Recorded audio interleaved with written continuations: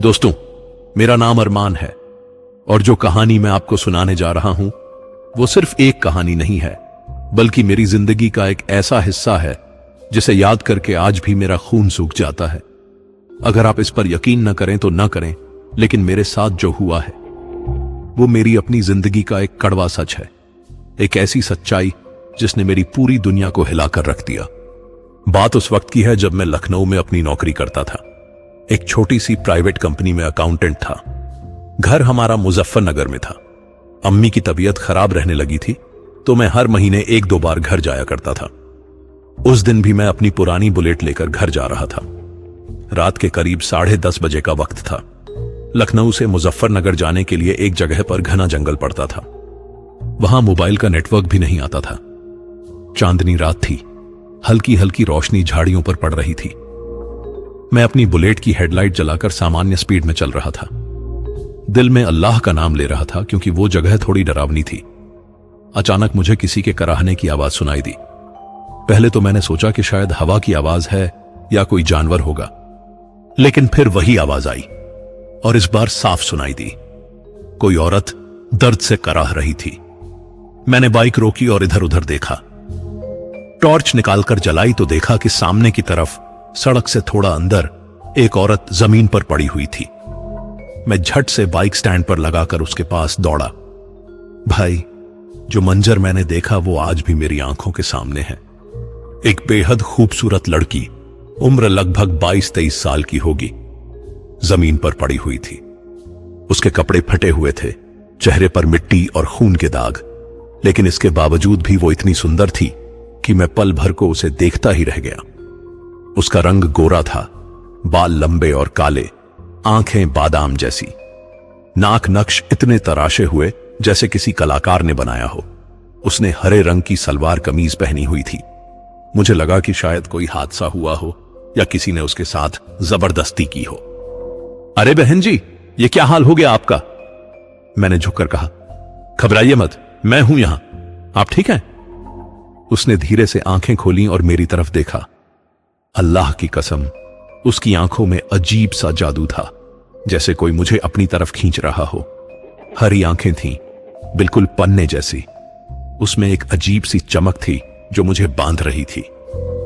मुझे यहां से ले चलो, वो फुसफुसाई।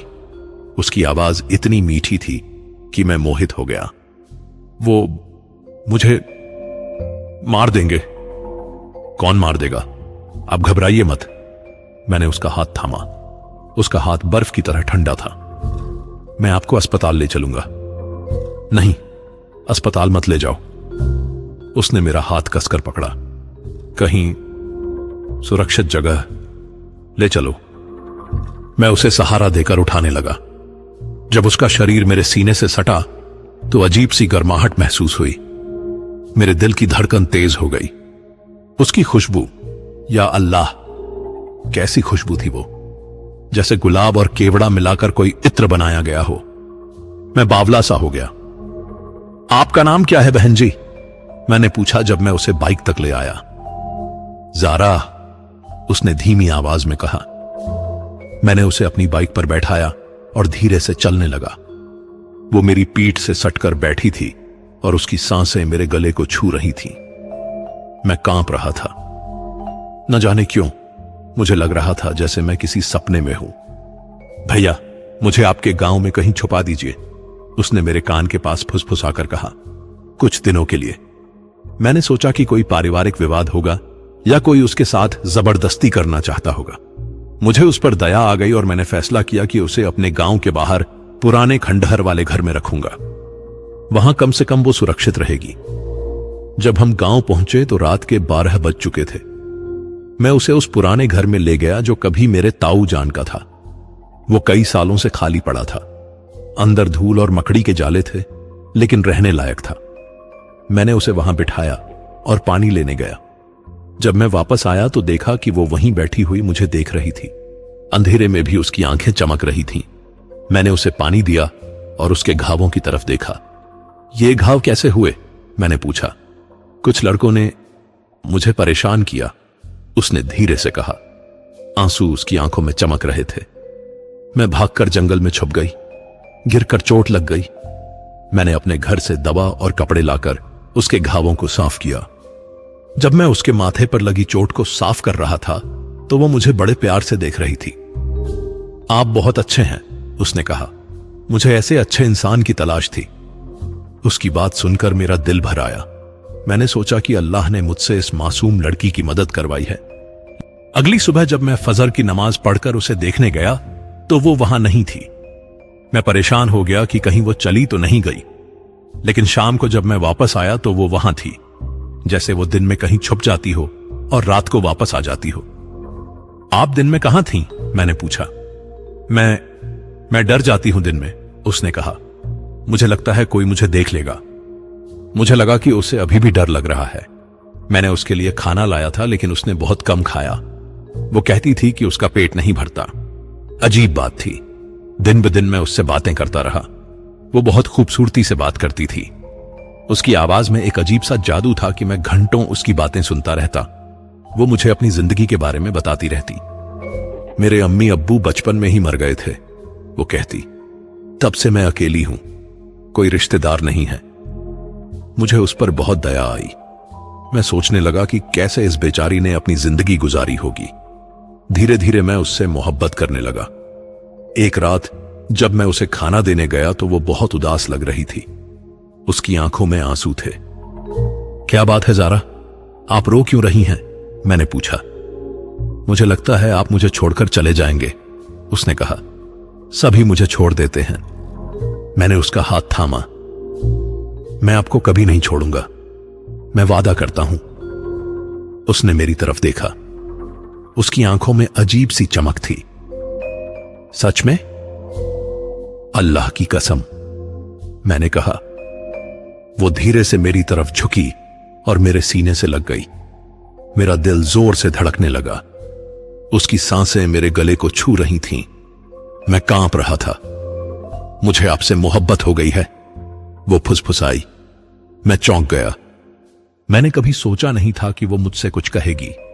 मैं कुछ कह नहीं पा रहा था। आप कुछ नहीं कहेंगे? उसने मेरी आंखों में देखते हुए कहा। मुझे भी आपसे। मैं अपनी बात पूरी नहीं कर पाया था कि उसने अपने होंठ मेरे होंठों पर रख दिए। या अल्लाह, क्या एहसास था वो, जैसे मैं किसी और दुनिया में पहुंच गया हो। मैंने अपनी आंखें बंद कर लीं और उसे महसूस किया। उसके होंठ बर्फ की तरह ठंडे थे, लेकिन जैसे ही वो मेरे होंठों से सटे, गर्माहट सी लगने लगी। उसने मेरा चेहरा अपने हाथों में लिया और प्यार से देखा। मैं आपका इंतजार कर रही थी। किसका इंतजार? मैंने पूछा। अपने प्यार का, उसने कहा, जो मुझे अपना सब कुछ दे दे। मैं समझ नहीं पा रहा था कि वो क्या कह रही है, लेकिन उसकी आंखों में देखते हुए सब कुछ भूल जाता था। हम दोनों वहीं फर्श पर लेट गए। वो मेरे सीने पर सिर रखकर लेटी और मैं उसके बालों में हाथ फेरता रहा। आप मुझे कभी नहीं छोड़ेंगे ना? उसने पूछा। कभी नहीं, मैंने कहा। उस रात हम दोनों एक दूसरे के करीब आ गए। लेकिन अजीब बात यह थी कि अगली सुबह जब मैं उठा तो मैं बहुत कमजोर महसूस कर रहा था, जैसे मेरी सारी ताकत निकल गई हो। मैंने सोचा कि शायद ज्यादा मेहनत की वजह से ऐसा हो रहा है। ज़ारा सो रही थी। सुबह की रोशनी में भी वो उतनी ही खूबसूरत लग रही थी। मैंने उसे जगाया नहीं और चुपके से घर चला गया। अम्मी ने पूछा कि मैं इतना कमजोर क्यों लग रहा हूं, तो मैंने कहा कि कुछ नहीं, बस थका हुआ हूं।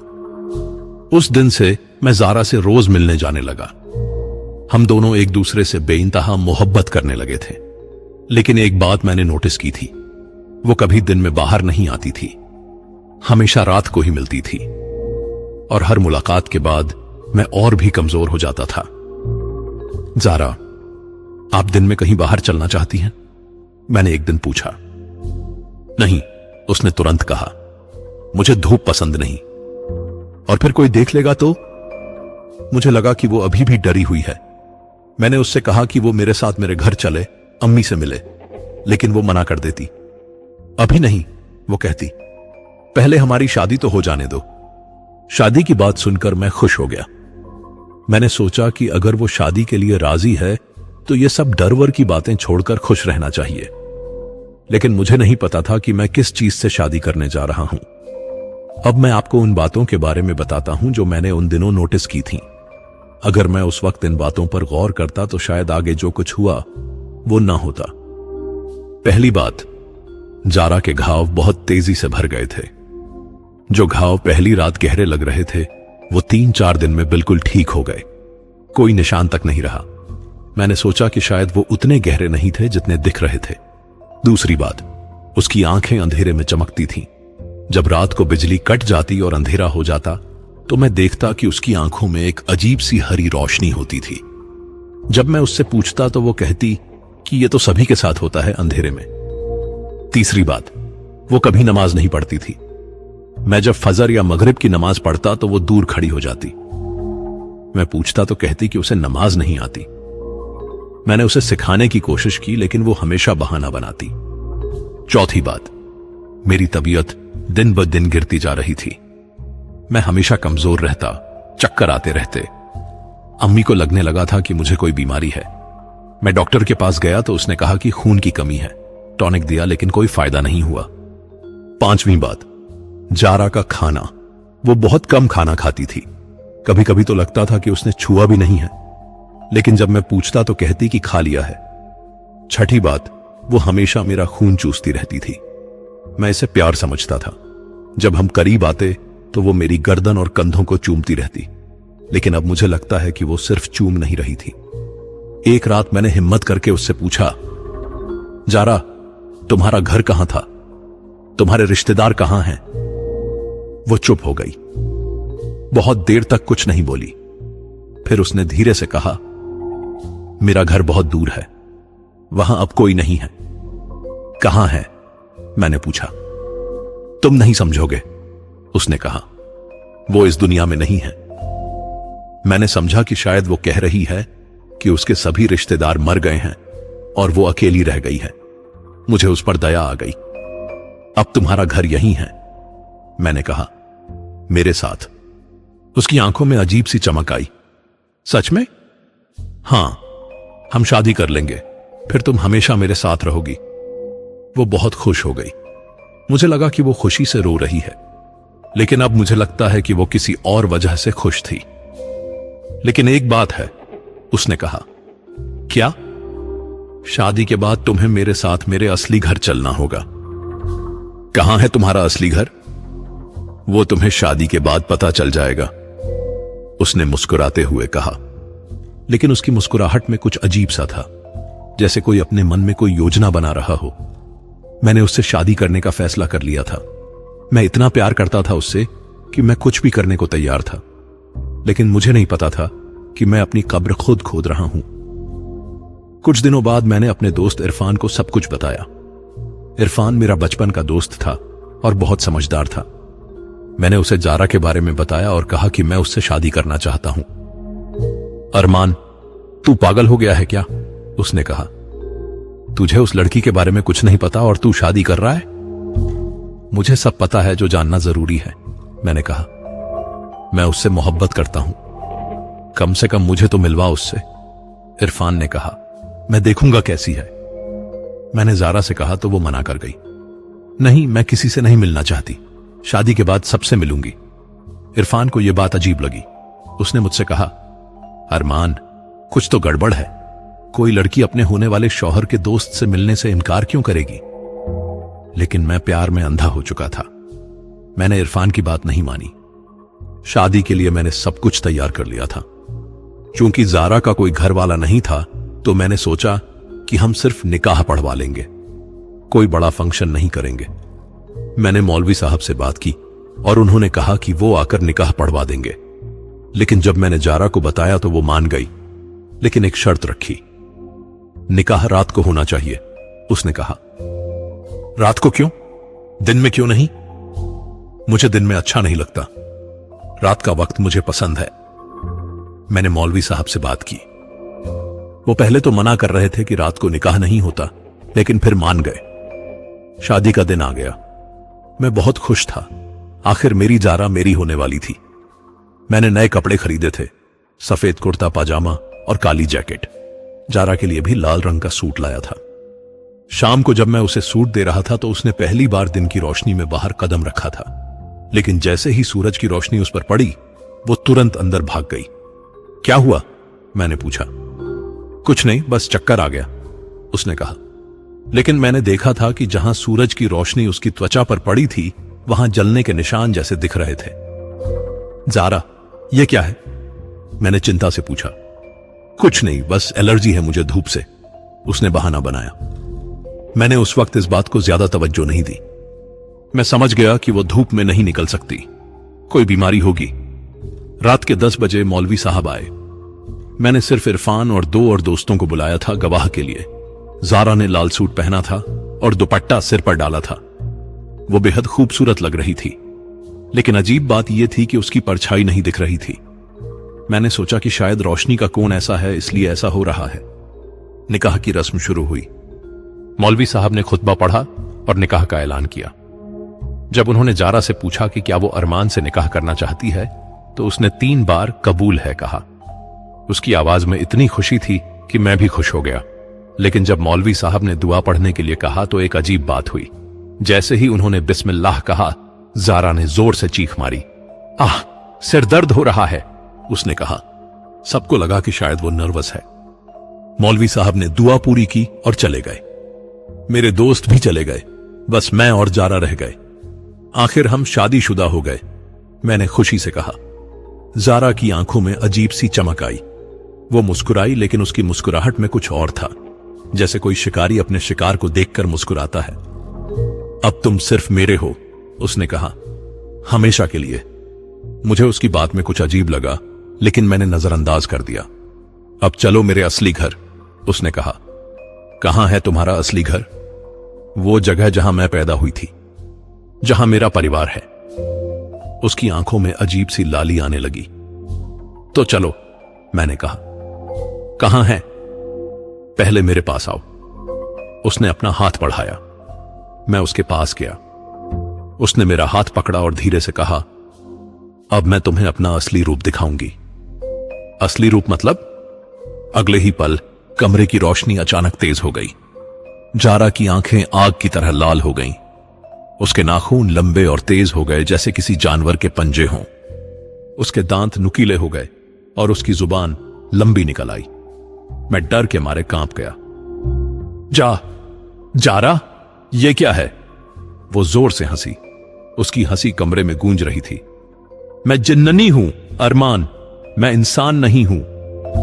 मैंने पीछे हटने की कोशिश की, लेकिन मेरे पैर नहीं हिल रहे थे, जैसे मैं बंधा हुआ हूं। तुमने मुझसे निकाह क्यों किया अगर तुम जिन्ननी हो? मैं कांपते हुए बोला। क्योंकि मुझे इंसानों का खून चाहिए और शादी करके मैं तुम्हें हमेशा के लिए अपना बना सकती हूं। उसकी आवाज अब डरावनी हो गई थी। अब तुम मेरे साथ मेरी दुनिया में चलोगे, वहां से कभी वापस नहीं आ सकोगे। नहीं, मैं चीखा, मैं तुम्हारे साथ कहीं नहीं जाऊंगा। तुम्हारे पास कोई चुनाव नहीं है। तुमने मुझसे निकाह किया है, अब तुम मेरे हो। अल्लाह के सामने तुमने कसम खाई है कि मैं तुम्हारी बीवी हूं। मैं समझ गया कि मैं फंस गया हूं। मैंने अपनी जेब से तावीज निकाला जो मेरी अम्मी ने दिया था। जैसे ही मैंने तावीज हाथ में लिया, ज़ारा चीखने लगी, ये क्या है? इसे दूर करो। मैंने समझ लिया कि तावीज से उसे परेशानी हो रही है। मैं तुरंत दरवाजे की तरफ भागा। मैं दरवाजा खोलकर बाहर भागा। पीछे से ज़ारा की चीखें आ रही थीं। तुम कहीं नहीं जा सकते, तुम मेरे हो। मैंने पीछे मुड़कर देखा तो वो हवा में उड़ रही थी। उसके बाल हवा में लहरा रहे थे और उसकी आंखें आग की तरह जल रही थीं। वो मेरे पीछे तेजी से आ रही थी। मैं अपनी बुलेट की तरफ दौड़ा, जल्दी से स्टार्ट किया और तेज स्पीड में चलाने लगा, लेकिन वो हवा में उड़कर मेरे साथ साथ चल रही थी।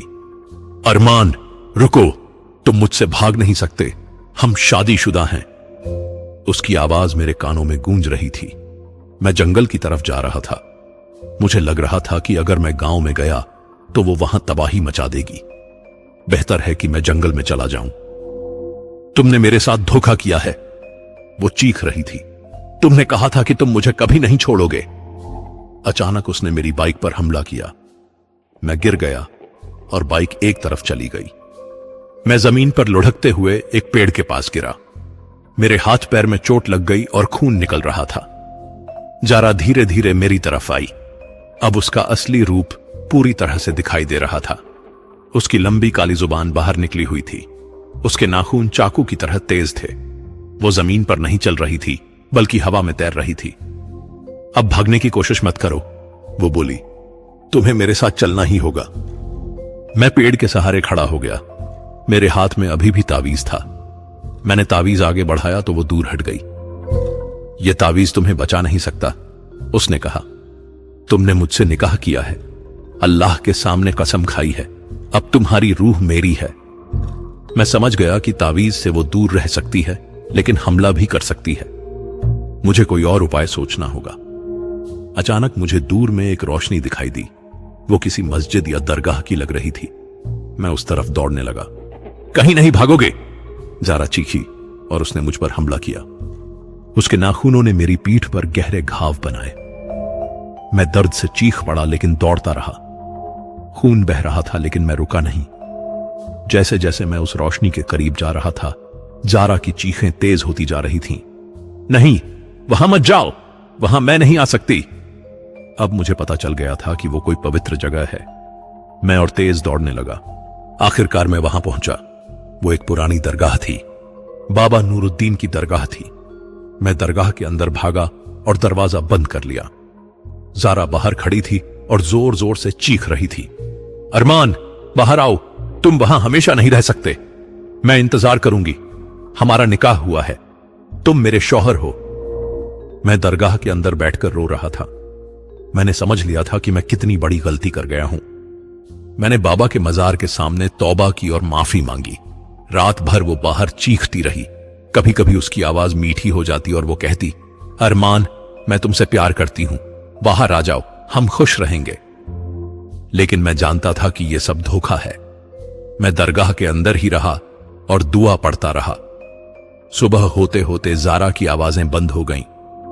जब मैंने दरवाजा खोलकर बाहर देखा तो वहां सिर्फ काली राख पड़ी हुई थी।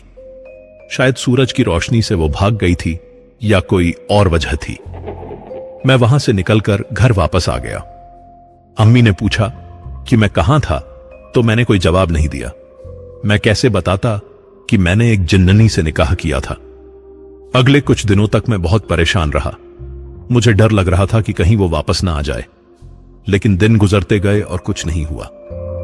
लेकिन इसका मतलब यह नहीं था कि सब कुछ खत्म हो गया था। मैं रोज रात को अजीब सपने देखता था। उन सपनों में ज़ारा आती थी और कहती थी कि वो मेरा इंतजार कर रही है। वो कहती थी कि हमारा निकाह सच में हुआ था और अल्लाह के सामने मैंने उसे अपनी बीवी मान लिया था। तुम कहीं भी जाओ, तुम मेरे हो, वो सपनों में कहती थी। मैं तुम्हारा इंतजार करूंगी। मैं नींद से चौंक कर उठ जाता था। कभी कभी सच में लगता था कि वो कमरे में मौजूद है। धीरे धीरे मैं सामान्य होने लगा था। मैंने नौकरी छोड़कर अपने गांव में ही काम शुरू किया। किसी को कुछ नहीं बताया कि मेरे साथ क्या हुआ था। इरफान ने कई बार पूछा कि ज़ारा कहां है, तो मैंने कहा कि वो चली गई। 2 साल बाद अम्मी ने मेरी निकाह की बात चलाई। अरमान, अब तुम्हारी उम्र हो गई है, निकाह कर लो। मैंने मना कर दिया। अम्मी, मैं निकाह नहीं करना चाहता। क्यों? उन्होंने पूछा। मैं कैसे बताता कि मेरा निकाह पहले ही हो चुका था, एक जिन्ननी के साथ। आज 3 साल बाद भी मैं अकेला हूं। रोज 5 वक्त नमाज पढ़ता हूं, कुरान शरीफ की तिलावत करता हूं, तावीज हमेशा गले में पहनकर रखता हूं। लेकिन कभी कभी आधी रात को मुझे लगता है कि कोई मेरे कमरे के बाहर खड़ा है। मुझे वो मीठी खुशबू आती है, गुलाब और केवड़ा की। तब मैं समझ जाता हूं कि वो आई है। अरमान, कभी कभी मुझे फुसफुसाहट सुनाई देती है। मैं इंतजार कर रही हूं, तुम मेरे हो, हमेशा के लिए। मैं जोर से दुआ पढ़ता हूं और वो आवाज चली जाती है। लेकिन मुझे पता है कि वो कहीं ना कहीं है। वो मेरा इंतजार कर रही है। मैं कभी किसी लड़की के करीब नहीं जाता। मुझे डर लगता है कि कहीं वो ज़ारा ही ना हो, कहीं वो दोबारा मेरी जिंदगी में ना आ जाए। रात को जब मैं सोने जाता हूं तो खिड़की और दरवाजे बंद करके सोता हूं, आयतल कुर्सी पढ़ता हूं। लेकिन फिर भी कभी कभी सपने में वो आ जाती है। तुमने मुझे धोखा दिया था अरमान, वो कहती है, लेकिन मैं तुम्हें माफ कर दूंगी। बस मेरे पास आ जाओ। मैं जानता हूं कि ये सिर्फ सपने नहीं हैं, वो सच में कोशिश कर रही है मुझसे संपर्क बनाने की, लेकिन अल्लाह का शुक्र है कि मैं नमाज पढ़ता हूं और दुआएं करता हूं, इसलिए वो मुझे पूरी तरह से अपने काबू में नहीं कर पा रही। अब मैं आपको ये कहानी इसलिए सुना रहा हूं कि आप सभी सावधान रहें। अगर आपको कभी कोई ऐसी लड़की मिले जो रात में ही निकले, दिन में ना आए, जिसकी परछाई ना दिखे, जो नमाज ना पढ़े, तो समझ जाइएगा कि वो इंसान नहीं है। और अगर आप मुसलमान हैं तो कभी किसी अजनबी से निकाह ना करें, पहले पूरी छानबीन कर लें, क्योंकि निकाह सिर्फ इस दुनिया का रिश्ता नहीं है, ये आखिरत तक का रिश्ता है। मैं आज भी उस मासूम जिन्ननी के इश्क से छुटकारा नहीं पा सका हूं। वो कहती थी कि वो मुझसे प्यार करती है, शायद वो सच कह रही थी, लेकिन जिन्नों का प्यार इंसानों के लिए खतरनाक होता है। अल्लाह से दुआ है कि वो मुझे इस मुसीबत से बचाए और आप सभी को भी इस तरह की चीजों से दूर रखे। अस्सलाम अलैकुम।